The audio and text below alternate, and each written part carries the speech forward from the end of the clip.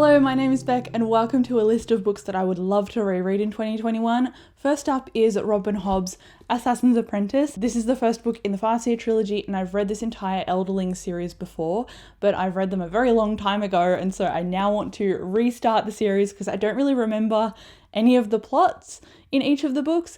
I only remember my deep love of the characters and how much I want to reread all of the books in this series. So I'm going to start with the Farseer trilogy. I don't know if I'm going to get through two trilogies because there is the Live Ship Traders trilogy that I would like to reread as well, but depending on my level of commitment and how busy I am, I'm just going to put this on here for now, although I do really want to reread the Live Ship Traders as well because I want to make some Robin Hobb content. I don't know what that is going to entail, but at some point I want to talk about Robin Hobb on my channel, so 2021 is the year. And then next I want to reread some books by another author, Brandon Sanderson. Nobody is surprised. Warbreaker is one of them, and that is a book that follows two princesses. One of them is Vivenna, the other is Ciri. Ciri is married off when Vivenna should be the one to have been married off because she has all the training. So Vivenna's like, I'm gonna go save my sister, and goes off to save her sister. But this is in a world where the magic system revolves around breath and everyone is born with one breath. And so when you have more than one breath, it allows you to control the magic system which revolves around color. So Sanderson does this awesome thing where he explains the magic system to you through somebody using it as you open the first couple of chapters of the book, and he does that with Warbreaker. And so Warbreaker is on my list to reread, and then I also want to reread Elantris as well. I liked Warbreaker more than Elantris, but Elantris follows, I want to say, a lost city, but not really. It's an abandoned city, I guess. And there are a bunch of different perspective characters.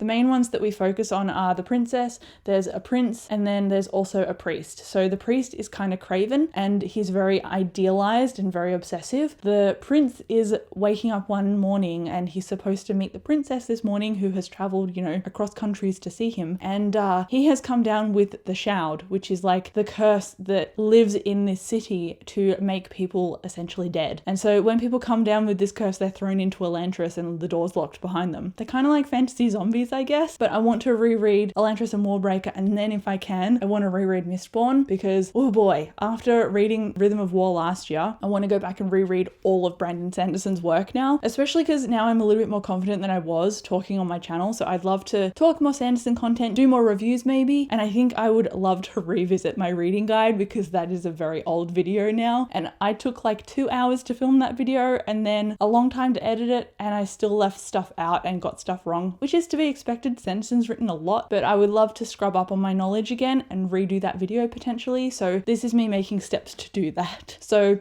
Elantris, Warbreaker, Mistborn, and then Alloy of Law, his Mistborn Era 2 books. So the first Mistborn series follows Vin and a bunch of characters then. The second Mistborn series is a 300-year time skip, and that is more like fantasy western, and it's more fast-paced, whereas Mistborn is more detailed and richer in a different way. I loved both, but I think I love Era 2 more, which is probably a aggravating thing to say to some fans, so I am sorry, but I promise I love them both. After those, so many of those, I would really love to reread Red Rising, and I mean this trilogy, so Red Rising, Golden Sun, and Morning Star.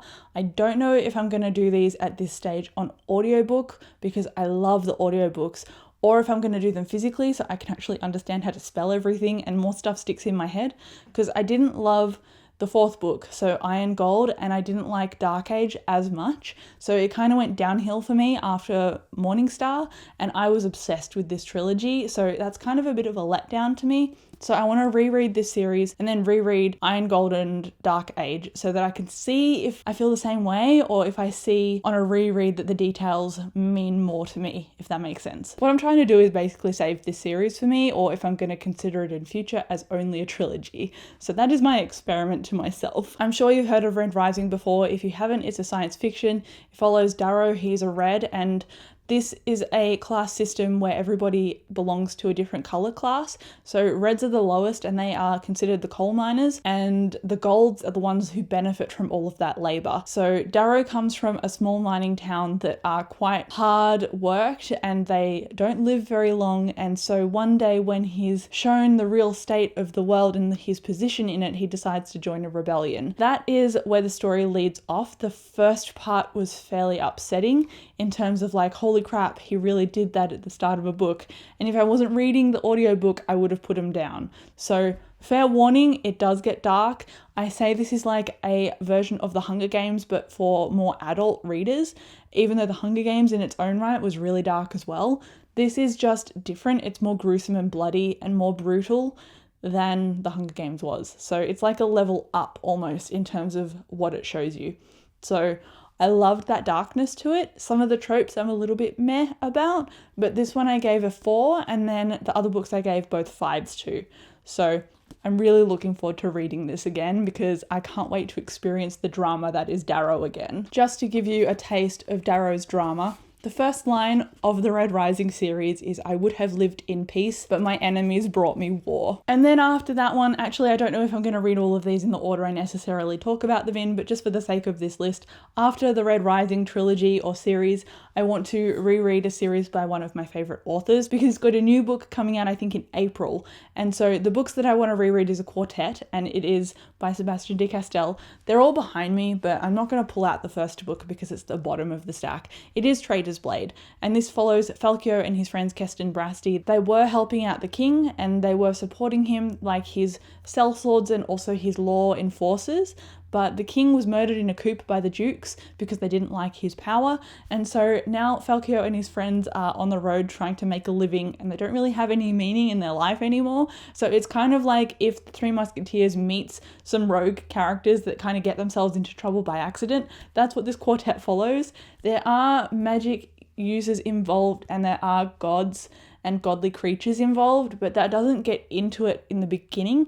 It lets you get a footing in the world first with understanding everything you're dealing with, and then it introduces elements into the stories later as well. So these books really build, and I really loved that. And again, I really love the audiobooks for these as well because Joe Jameson, I think is his name, he does a wonderful job, and now I can't listen to anything else that he narrates because he is just immediately Falcio's voice in my head now. He's nobody else, he's only Falcio. He did him so well. So maybe I will go and revisit those on audiobook, but I gave every book in that series a 5 stars. It's one of my favorite series ever. So if you can get on board with it, please do and read them and love them, and then come and tell me that you love them too, because then we can celebrate together. Alrighty, I only have 2 more left. So the next one is the Percy Jackson series. That is just Percy Jackson and the Olympians, because last year I finished the Trials of Apollo, the 5th book, I think, or maybe the 6th in that series, and it was like the last book in Rick Riordan's entire saga back to back. So that was pretty sad, and I wanted to restart his series again because they were a big staple of my childhood, and of course I followed it along as he's released a book each year. So I want to reread the Percy Jackson and the Olympians books. If you haven't heard of them, I don't know what rock you've been living under, but Percy Jackson, unlike the movie, we don't talk about the movie, he's an 11-year-old boy. He is a demigod, so he's born from his mortal mother and from one of the Greek gods, and so there is a camp that looks after all of these demigod children and trains them to go off on their own quests and journeys and stuff. And so Percy is given a prophecy, and that is really the first book, him getting to the camp and then stuff happening from there.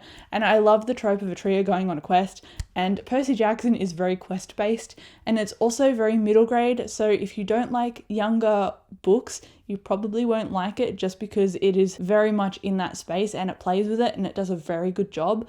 But because I've loved the books in the past, it's easier for me to go back and reread as an adult now. So fair warning just in case that's not your thing, but Percy Jackson, wonderful, can't wait to reread it. I could probably smash all of those books in a week because they're all so short. And then the last one on this list is a graphic novel. Well, it's a graphic novel series, but it is Saga by Brian K. Vaughan and Fiona Staples. I love this series with all my heart, and unfortunately it went on a bit of a hiatus. I don't know why, but hopefully it comes back soon, and when it does, I want to be prepared. So I want to reread volumes 1 to 9. So with all of those included with the past series I've mentioned, that is 34 books that I want to reread this year, which is kind of terrifying. But if I can get ahead on a few of them, I'm not going to be too mad. I'm not going to revisit this video at the end of the year like I do with some of my others and go, how did I fare on this? Because I'm not doing it to test myself. I'm just making a list because I'm excited about books I've loved in the past and I would really love to revisit them. So that is what this video was. If you have read any of these, please let me know down below. I love to find like-minded readers.